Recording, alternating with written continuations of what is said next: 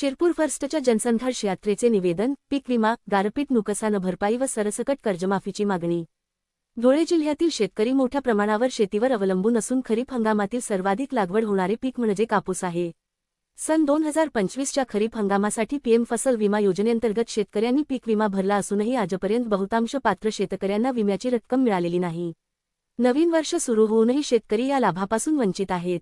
यासंदर्भात अनेक वेळा निवेदने देण्यात आली, आंदोलने करण्यात आली, तरीही अद्याप कोणतीही ठोस कार्यवाही झालेली नाही। त्यामुळे पात्र शेतकऱ्यांना तात्काळ पीक विम्याची रक्कम वितरित करण्यात यावी। जानेवारी महिन्यात शिरपूर तालुक्यातील काही भागात झालेल्या गारपिटीमुळे अनेक शेतकऱ्यांच्या पिकांचे मोठे नुकसान झाले होते। शासनाने नुकसान भरपाईचा निधी मंजूर केला असला तरी 3 महिन्यांहून अधिक कालावधी उलटूनही अनेक शेतकऱ्यांच्या बँक खात्यावर नुकसान भरपाईची रक्कम जमा झालेली नाही। त्यामुळे संबंधित सर्व पात्र शेतकऱ्यांच्या खात्यात नुकसान भरपाई तात्काळ जमा करण्यात यावी।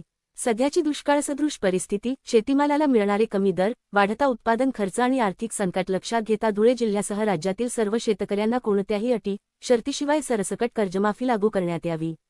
सन 2025च्या खरीप हंगामातील पीएम फसल विमा योजनेअंतर्गत कापूस पिकाचा प्रलंबित पीक विमा तात्काळ वितरित करावा। जानेवारी महिन्यात झालेल्या गारपिटीची मंजूर नुकसान भरपाई तात्काळ संबंधित शेतकऱ्यांच्या बँक खात्यात जमा करावी। राज्य शासनाकडे पाठपुरावा करून कोणत्याही अटी, शर्तीशिवाय शेतकऱ्यांना सरसकट कर्जमाफी लागू करण्यात यावी। आपण शेतकऱ्यांच्या हिताचा विचार करून या मागण्यांवर तातडीने सकारात्मक कार्यवाही कराल। शिरपूर फर्स्ट जनसंघर्ष यात्राचे हंसराज चौधरी, चेतन मोरे, यश राजपूत, कुणाल भदाणे, सतीश धाकड, विशाल पाटील, प्रणव भामरे, ईश्वर पाटील, कुणाल पाटील, जितेंद्र अहिर, रुबाब पिंजारी, केतन पाटील आदी उपस्थिती होते। अजून देखील शेतकऱ्यांना मिळालेला नाही। गारपीट झालेली जानेवारी महिन्यातली गारपीटचा निधी येऊन देखील तो शेतकऱ्यांच्या खात्यावरती पडलेला नाही। आणि जर का राज्यभर आपण बघितला तर शेतकऱ्यांची सरसकट कर्जमाफीची मागणी आहे।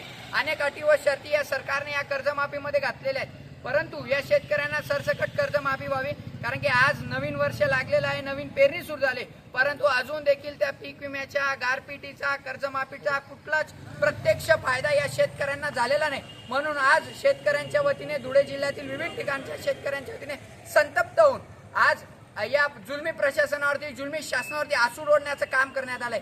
जर कुठल्या अधिकाऱ्याला, कुठल्या आमदाराला, खासदाराला, मंत्र्याला वाटत असेल की शेतकऱ्यांची थट्टा आहे, शेतकरी नाटक करताय असं वाटत असेल तर आम्ही आमच्या बरोबर 7-12 आणि उतारा आणलेला आहे। कुणी राजीनामा द्यावा आणि 2 वर्ष ती शेतीमध्ये राबून दाखवा, त्यानंतर त्यांच्या जवळ पर्याय उरतो म्हणजे तो फक्त फाशी, आणि तेच आम्ही आज घेण्यासाठी आलोय।